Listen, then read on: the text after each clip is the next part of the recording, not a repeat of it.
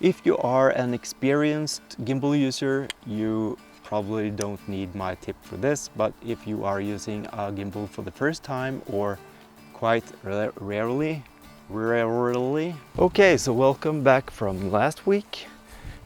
If you are pretty fed up with the tent videos, we are doing a video this time, because this Okay, so note to self, when you're using a lav mic, don't go too far from the camera. This time I'm using a 70-200 lens at 135 millimeters and the signal gets lost. Hold out and it's getting better. Back to the show. It's all about video, photography, and of course the outdoors activities and tests.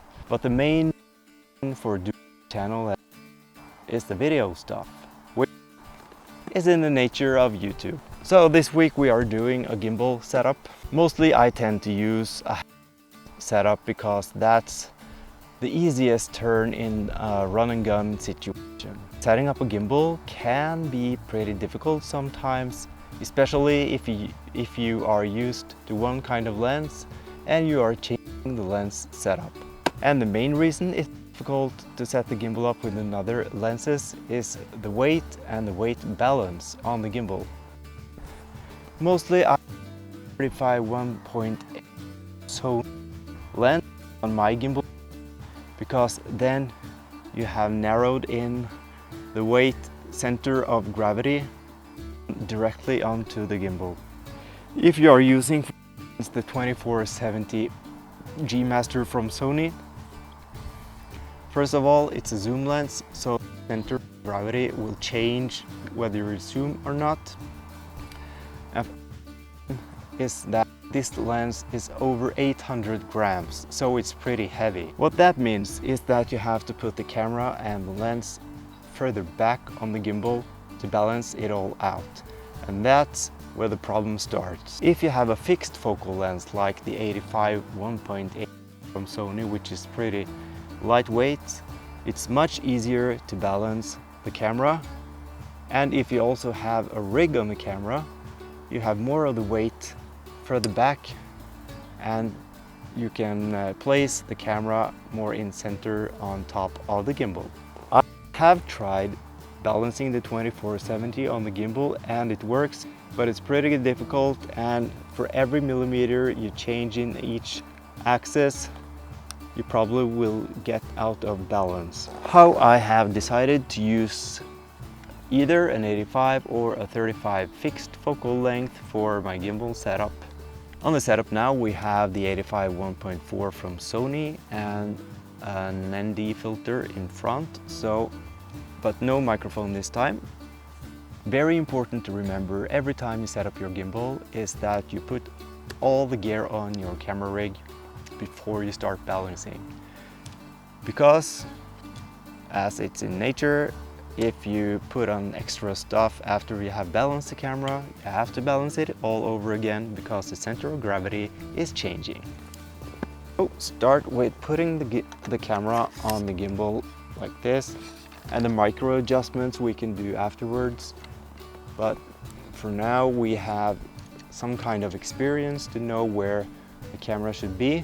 Here you can see the camera is tilting backwards very easily, and you are pretty sure that the camera is too far back and it's tilting. So put it like this and change the vertical axis till the camera won't tilt forward, and it should stay still in every angle like this. It's a little too front heavy. This is where the difficult adjustment is, because when you have done the main adjustments, the micro adjustments is coming into place, and we are sitting in a slope here on the grass, so which is not the best at all. We are almost there. You can see that the camera is tilting towards the left, so we have to adjust it this way, much there. And to check this axis, the y-axis, make an incline on the gimbal and you will see it will fall forward, and you can gradually see that the camera is more and more balanced. So feel your way here to get it in balance, and we are almost there.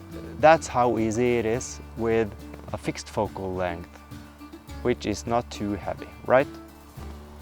Okay, so then we are changing the lens to the 24-70, which is significantly heavier and be fast. I normally don't do this outdoors.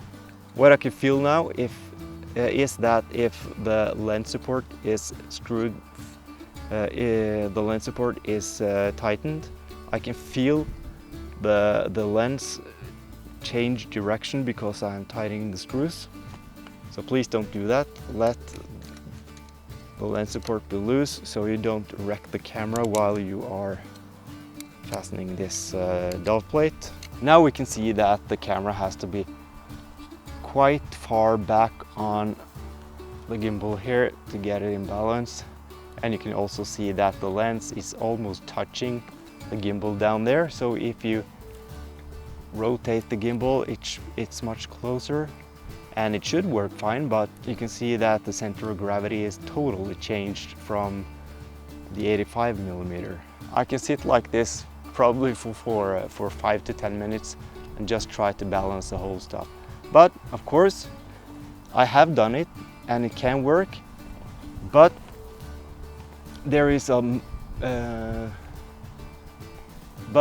chance that you will see the gimbal start to shake like this when you put the power button on, and that's when you want to turn the gimbal off and not try to use it, because then the gimbal will start living its own life and it can shake the camera frenetically around. So don't do that.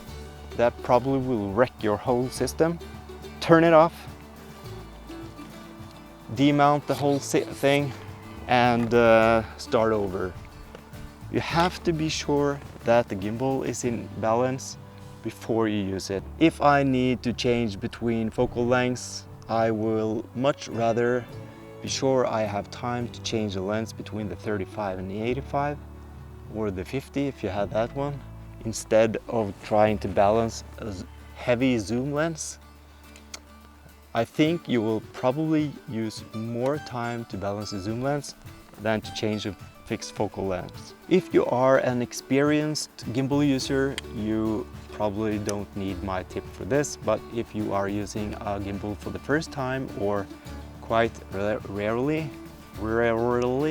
this is my tip, and I have heard that other videographers have the same experience. So be careful, balance your gimbal right, and respect that these motors are pretty strong. Thank you, and bye-bye.